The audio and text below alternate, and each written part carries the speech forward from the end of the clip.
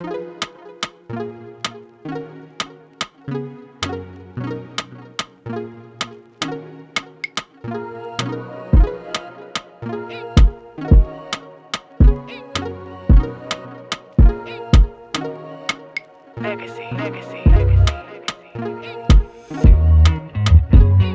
guys, welcome back to another episode of SofaTalks. Today I'm joined by Terence Daniel. Hello. Hi, how you doing? How are you? I'm good, man. Thanks for having me. Nice to have you. I like the way that we're matching. I feel like this was like planned, but it wasn't. It really wasn't. So yeah, I just really wanted to talk to you just about your career and what you do. Do you want to start off by telling us what it is that you do, your title? Yeah, sure. So I am a Royalties Relationship Manager. So I work at a company called PPL, and what we do there is we collect royalties for labels and artists, and we do that in the UK and we do that worldwide. That sounds really interesting. So when you talk about royalties, can you give us like a bit of a breakdown as to what royalties are? Yeah, so it's not complicated, but sometimes it can get confusing for artists and labels in terms of how it all works. But the best way to describe it is royalties is basically as a performer, it's what you're owed. It's like your currency.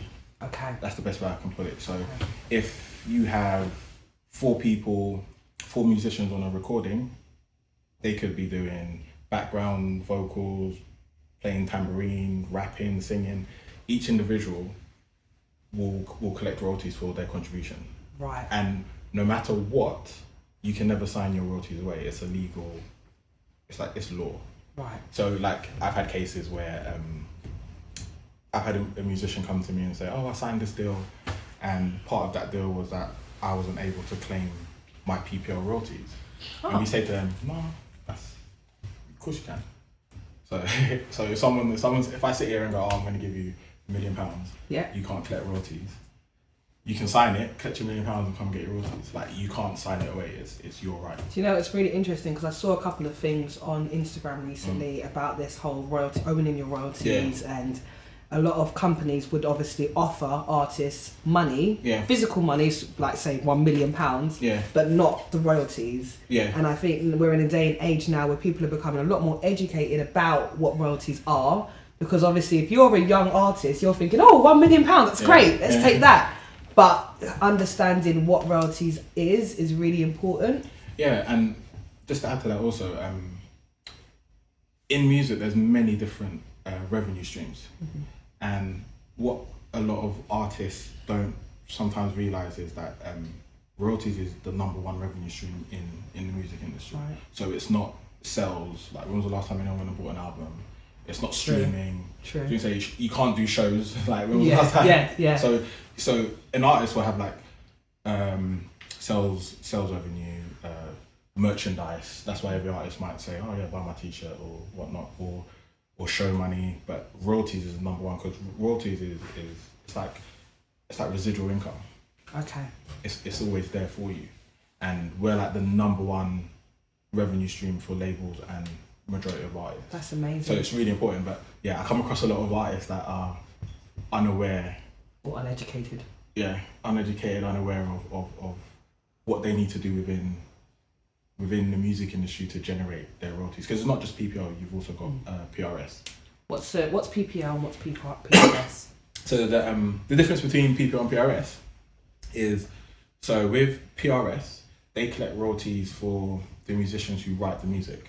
So if you write a piece of music that can be lyrically or musically, then you're entitled to your PRS royalties. Okay. PPL, we pay royalties for artists or performers who contribute musically to a recording. Right. So that's, like I said, you can sing on there, you can play bass. Voiceovers and stuff like that. Okay. Best example I can give you is Whitney Houston, I Will Always Love You. Yeah. So everyone knows that track. It's a massive track. Yeah, everyone loves it. Yeah. I sing it in the bar. Yeah, I won't say I do. But so that track, so every time that track's played on the radio, it will generate royalties, and we will pay Whitney Houston, God bless her soul. She will generate royalties for that because she performed on it. Right. Because she's singing the track. And she owns the royalties for that track. Is that what you mean? We'll go on to that a bit separate. But as a performer, she sang on the recording, so she's entitled to PPL royalties because she performed. For PRS, she wouldn't get any royalties because she didn't write the song. Dolly Parton wrote the song. Oh, interesting. So Dolly Parton will get the the PRS royalties for every time Whitney Houston's version of "I Will Always Love You" is played because she wrote the song. Right. So that's why sometimes we see a lot of songwriters, like the music industry is full of songwriters. So some of the biggest songs that are in the charts are written. I think Sia's a really popular songwriter as well. But so every time you've got main artists singing these songs, you've got the songwriters just collecting like. It's interesting because I was watching an interview with Ashanti and she was saying that. She wrote quite a few songs for J-Lo and Ja Rule, and they obviously she continues to get royalties to this day from those tracks. Yeah. So if like those what song did she write for J-Lo? Ain't It Funny? Yeah. So every time Ain't It Funny is being played, J-Lo we would pay J-Lo PPL royalties, but when it comes to PRS, Ashanti would get it. Yeah, because she's. So what's more? Or is it not? Oh, it's a tricky one, because it's. I would say they're about the same. Okay. But it just depends. So with PPL, we collect royalties from various places. So anytime your track's played on the radio, we'll collect revenue for it. Anytime your track's used on TV, we'll collect revenue for it. And anytime your tracks are played in like bars and clubs, hairdressers, stuff like that, we collect for it. So it's really important for artists to sign up to PPL and have PPL accounts and make sure that they're collecting their revenue. Again, I think for me, the big shocker for me was when I started. So I've been at PPL now for like just over 6 years. So when I first started, I never really knew anything about the side of the business. And from like my brothers and I, like a lot of people around me are. Shout him out. Sneak bro. So a lot of people around me are in the music industry. Yeah. So coming in to do this, it was an eye opener for me because it was like, why don't people within this scene understand? How this operates? And do you think it's more because? Obviously, is it more of an independent artist that don't have that knowledge, or do you think people that are actually managed still don't have that knowledge as well? I think it's both, Okay. I think people who manage also aren't really educated on music because we're now in this day and age now where like it's popular to manage your friend or your friend's your manager. Like, whereas back in the day, if I said to you, who's Mark Morrison's manager? Wouldn't have a clue. You wouldn't have a clue. Whereas nowadays, the managers are just as popular as the artists. Is that because of social media as well? Cause it's all of that, isn't it? Yeah, it's about showing what I'm a part of and what crew I'm in and all of that kind of stuff. Because it was funny because I was on ClubHouse because obviously over lockdown, ClubHouse it's popping. So I was in a ClubHouse chat and then you had all these managers in there going, I manage this person and I A&R this. And they were telling people how to succeed in music, like how to make money and stuff. So I was just in the audience, as they call it, just listening, and it was funny how none of them said anything about like royalties and making sure you got your PPL and your PRS. And because on ClubHouse you can click managers, you can click profile. So I clicked on to see who was in the I was like, okay, cool. Who do you manage? You manage this person. I went and checked on that, but none of your artists that you manage is even set up to collect revenue. And I went even one further and was like, their songs are getting reported airplay, but because they're not registered, there's no revenue going to the artist. So best way to example, because I know it can get really technical, is if your song is played on the radio, it gets told to us that Rochelle's song was played on the radio. We then go, okay, let's allocate the revenue to the song in our database. Okay. But if your song's not in our database, there's nothing for us to allocate the revenue to because your song to us doesn't exist. So can you imagine the amount of artists that haven't registered, that have loads of radio play, but because they don't understand how PPL works or PRS, they haven't registered their songs or information with us for us to be able to go, your song's made X amount of money, let's pay it on to you. So do all artists have to register to your company? Is there only one company? Yeah. So okay. So my job is I look after like a lot of the major labels like Warner, Universal, Sony. So my job is actually to maximise their revenue. So my job is to make them lots of royalties. Yeah. We have the same for artists. So your popular artists like your Adele's, Ed Sheeran's, anyone you can think of, will do the same for them. So any artist you can think of, they're registered with PPL. Any artist who is should I say educated and is. So like for us, our like biggest earning artists are the typical Adele's, Ed Sheeran's. Yeah, they're top and don't you feel that artists like Adele and Ed Sheeran, I don't want to say because they're white, but they're educated in terms of their royalties. Why is it that artists in our culture aren't necessarily as educated? Do you know, that was a question I asked myself because, like I said, when I first started the company, I started to realise that, again, within our culture, our community, a lot of the artists there don't understand about royalties, and I was sitting there thinking, how do you guys not know about this stuff? And then I kind of thought to myself, when I looked around and I was like, oh, okay, there's not many people in this office that look like me. You know what I'm trying to say? Yes. So I was like, maybe this is why they're not in tune. I'm not in tune, because anyone who knows me knows that like I take it upon myself to educate our community on their royalties. Yeah. So my day job isn't, like I said, my day job is looking after like a lot of the major labels and stuff. But I do take it upon myself to ensure that like a lot of the street level artists are clued up. I invite them to the office. That's the point that you just made. Street level artists. Yeah. So again, like I don't want to like throw anyone out there, but like a lot of the artists that you probably all see on the TVs, like our grime artists, our rap UK rap artists. Like I've had majority of them reached out to them. Some of them I've reached out to them, and they've ignored me because they think I'm like PPI or something.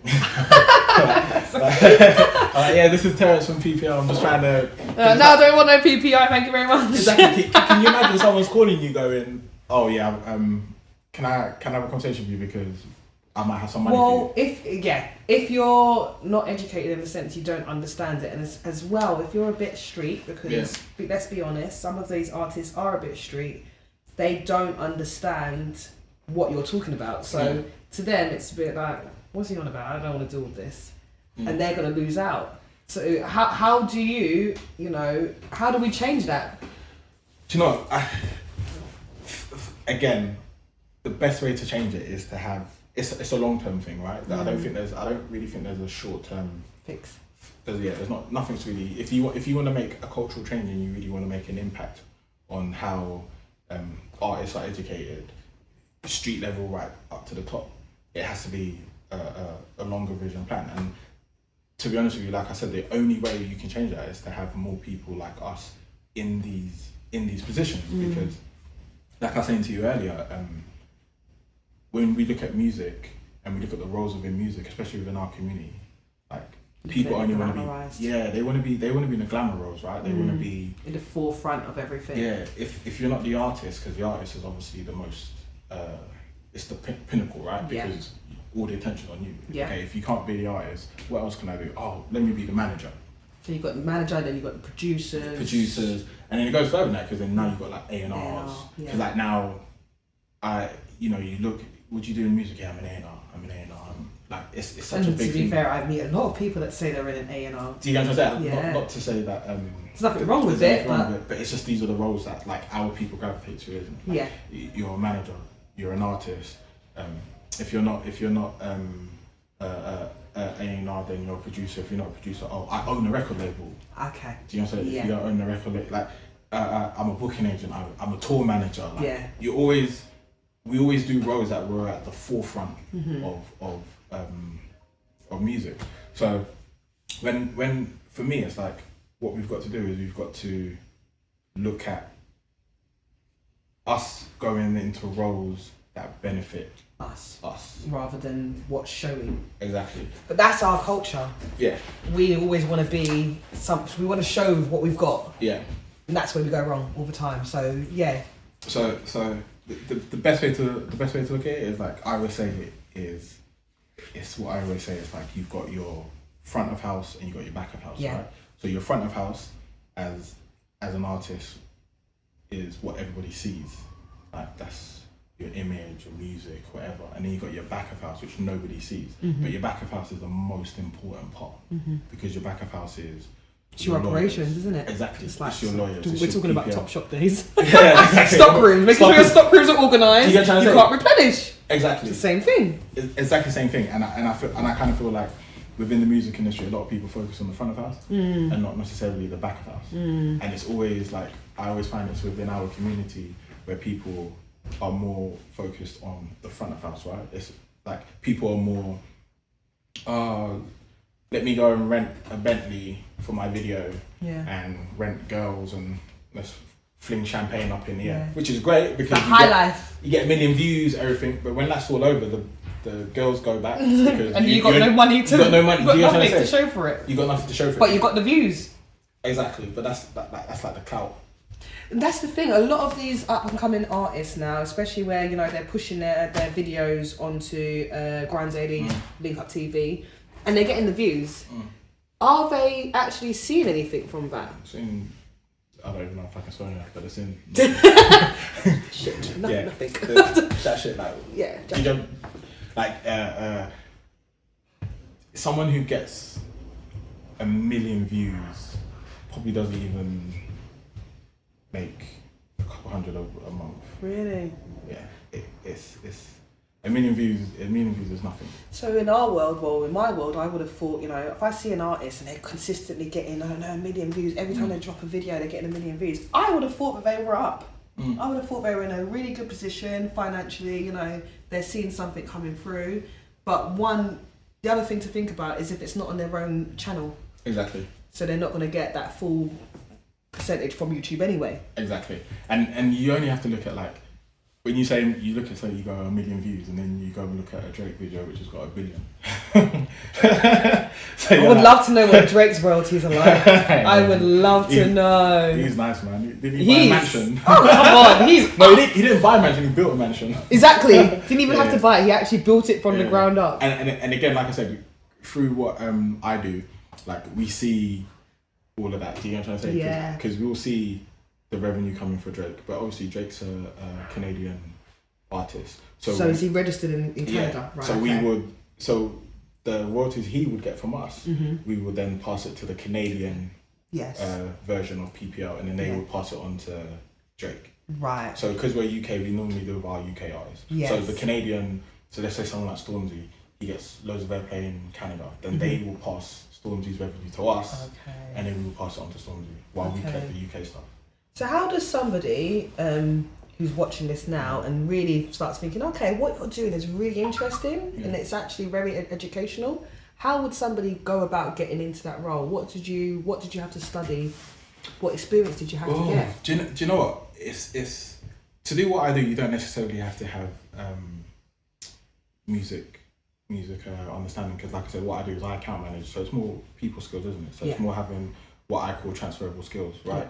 So my day-to-day job is communicating. I do presentations, so I got to do presentations to people in terms of why they made a lot of money, or explain to them why they didn't make a lot of money. And all the time, if you didn't make a lot of money, it's because your songs didn't bang. Songs were crap. Nobody liked your tune. But you just gotta say it in a nice way, right?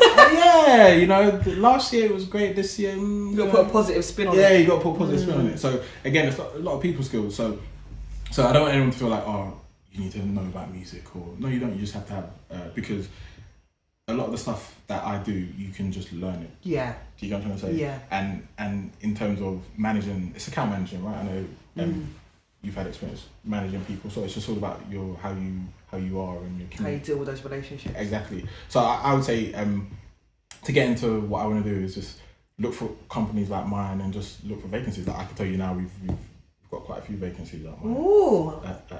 At PPL. That's good for people to know now, especially at this time where so many people have been made redundant. Exactly. Right? And do you know what? If anyone wants to apply it, they should hire me because like we got a referral scheme in it. So if you get hired, I get all. Ah, you get a little bit of a bonus. Yeah, cool.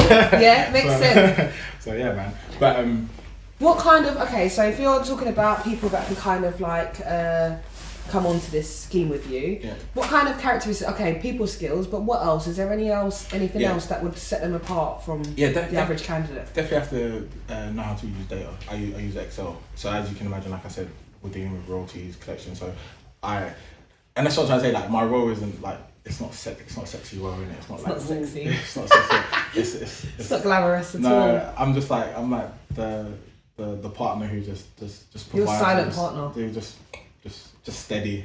No glamour with me, innit? Yeah. So, but then you still, even though there's no glamour, you still have quite a lot of relationships with artists and managers and stuff like that. Like I would say like through my time at PPL, I've gotten to like make friendships and meet a lot of people within the music industry that work for major labels, independent labels, artists. I get to go to events. Yeah, I see. I still get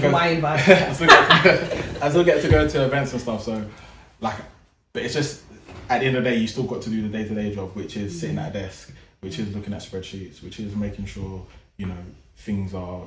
Basically, it's not easy. Yeah, it's not easy. So you do. One thing is like when you're coming into this role, you do have to think. Okay, yes, it's music. Yes, it's I love music. I love listening to music.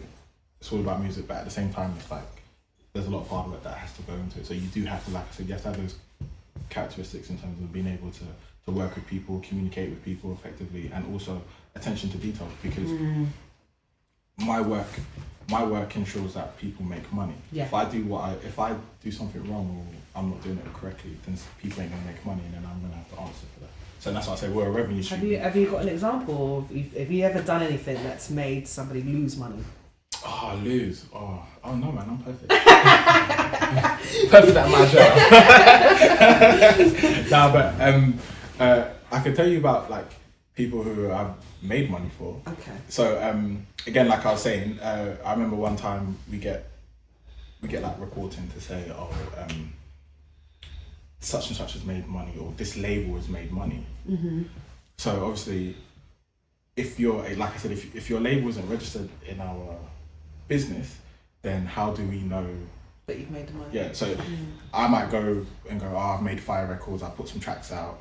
PPL get money and go, here's money for 5 records, but then I haven't registered in the database. So PPL will be go, we need to give this 5 records, but 5 records is not in our database, so I don't get no money. So as you can imagine, there's a lot of independent labels. Exactly. And again, like I said, our culture and our community, so I'm aware of certain labels just because I listen to them, whatnot. But like I said, I'm like one of the few people that look like me in the business. So if a colleague of mine is looking at the list of all these record labels, doesn't face them because they don't even know anything about it. Yeah. South London Records. Records. Big up South London Records. I'm just trying to not name drop anyone. But and then you can imagine they're looking at this and going, no. But then they might look at it and go, I know that. That's so and so's label. That's Ed Sheeran's label because they know that, isn't it? Yeah. Because they don't know our culture. It's hard for them. So one time I must have saw a name on the list, and I was like, I know that, and I was like, okay, let me try and contact that person, because there was a lot of money for this person, and this artist was a popular grime artist who was really big, and then now does his own independent thing, and he's got his own independent label, such and such. So I was like, but he has no idea he's about to lose all this money. So tried my best to reach out to them. I remember the manager going, no, we don't want PPI. It's fine. I'm like, no, I'm not calling you for PPI. This is really important. So it took me about a good month to finally, and again, this is what I mean, because if that was only, if I didn't care, just be like, cool, you lost the money. Do you know what I'm trying to say? Yeah. But for me, it's like you guys need to understand what's going on here, isn't it? Like, this is your... So it's like you're passionate because you come from this culture, you're passionate about making sure that they're educated. You would reach out to these people that you can see are losing out of money. Yeah. But everybody else that's in your position that are not necessarily as cultured as you, they're not going to do that. But, and again, to be honest with you, like, and that's not even a knock on them because they don't need to. They just don't know. Because it's not my job. Exactly. So that's what I'm saying. So like your business, would they actively go out of their way to ensure that artists know? Okay. We do, again, there's only so much you can do, right? So we do what we can do in terms of outreach programs. Like I talk at universities, like I'm talking via Zoom at Liverpool University. Okay, cool. Yeah, so we're trying our best to educate like the up and coming. Yeah. But again, like I said, it's not my role, it's not my duty or my colleague's duty to actively go out. Do you know what I'm trying to say? Because the onus is on the artist and the label. Exactly. We're just a hub. Do you know what I'm trying to say? We're like, the money comes to us, we sort it and then distribute it based on the information we have. So if you're not giving us the information, there's nothing we can do for you. But like I said, I tried my best to reach this artist, and eventually they came in. We were sitting at a table, I explained everything to them. Literally by the end of it, the guy's hugging me, tweeting me, like all of that stuff, because it's like, it's your money, right? It's and we don't, like I said, we don't know what we don't know what goes on behind the cameras, because like I said, all we see is the front of house of artists. You know what I'm trying to say? But I know that day, like, again, I don't know his business or whatnot, but I know that day he was so thankful that he had that money coming in. Do you know what I'm trying to say? Like, I could just tell just by his reaction to what I had done for him. So, and I guess based off that, like anytime I can, like I said, I've had so many artists in, and I guess what tends to happen is once you help that artist, it's an easy way in to get to the other artists that are connected to them. Do you know what I'm saying? Because and through that, like, I form relationships with managers and artists and stuff like that, which is good. Because, you know, one day when I decide to become a rapper, I can request some features in it. It's in your blood. So I can start requesting features and I'm like, remember when I helped you? Yeah. No, I'm joking, but it's good because it just helps me build relationships with people, and I guess people then feel like I think they look at me and be like, there's no ulterior motive behind what I'm doing. Yeah, do you know what I'm just coming from a good place. Do you know what I'm saying? Can I ask though, if they don't get their money, so if they don't come to you and they don't sign up to it, what happens to that money? It's gone. It just stays with the company? Yeah, so not like with the, not like yeah, just I was like, where does it go? Like, so the best way to explain it is, when we get reporting for these, so we work in like a year in lieu, so what are we in 2021? Yeah. So right now we're calculating and allocating all the revenue from 2020. Yeah. So what we'll do is we'll allocate all of the revenue to the recordings that are in our database. If it's not in our database, then that money just gets washed over everyone else. So when you're not registering your recordings, just make another artist more money. Because we can't keep the money. But at the same time, to us it doesn't exist. I don't know if that makes sense. No, it does make sense. It does make sense. We can't allocate. I can't sit there. Because it's not even physical cash. It's exactly. It's airplay allocation. Yeah. Because we get told, oh, your track has been played 20 times here for X amount of. So then we automatically do our numbers, allocate it. If your track's not in our database, we've got nothing to allocate. So people do. I've spoken to people. I've spoken to a gentleman who was like, "Oh, I had a massive hit in the 80s. I went #1 and da da da da." And I was like, "It's great, fantastic." So he's like, "I'm gonna register my track and I want all my money." I was like, "Nothing we can do for you. Money's gone." Was he trying to backtrack to the 80s? Yeah, oh my god! He was like, "I'm gonna get my lawyer." Like, oh my god! So you can't do that then? No, because we operate within law, so nothing we do in the shady. We're like a government body, if that makes sense. So everything we do is we follow the law. So it's not like we just sit there and go, "Oh, let's make this law up," or "Let's just make this policy up." No, we're governed by law.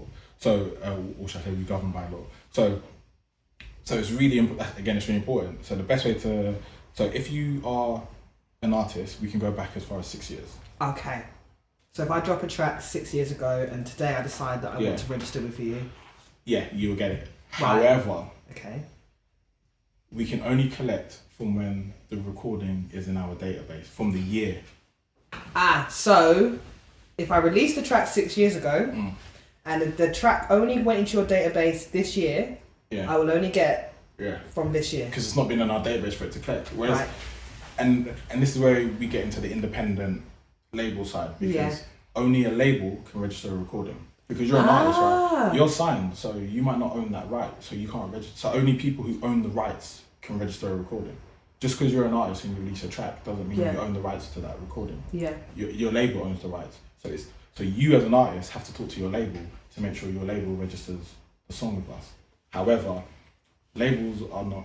You would like to think they're not actively. No, they are. Because, they are. Because that's how they make their money, right? Right. Okay. Because we pay labels and artists. Yeah. So all your major labels, your Sonys, your Universals, they register all of that stuff. Okay. Like, even like that's how sometimes I know when albums are coming out, because like you see the track listing. Yeah.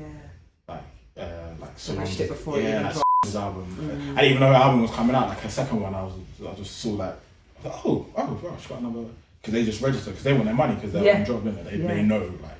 But the problem is with the independent labels, because to register it's admin, right? And that's with our culture, it's just like we're putting out this track, but no one's sitting down registering. There's so many pros and cons with being signed to a label. So for example, with the streaming stuff now, because obviously we're in a new day and age where everybody's using Spotify.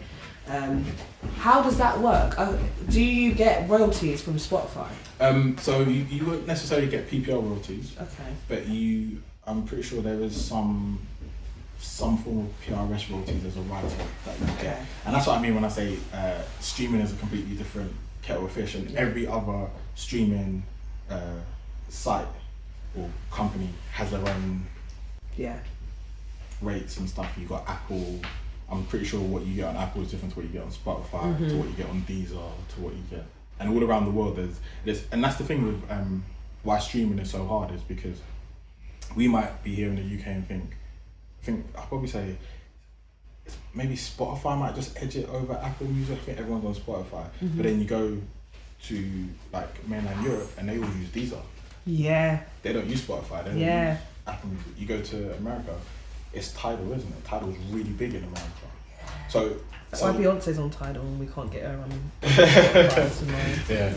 Her husband owns it, doesn't he? Yeah, makes sense. So that's why streaming's a bit.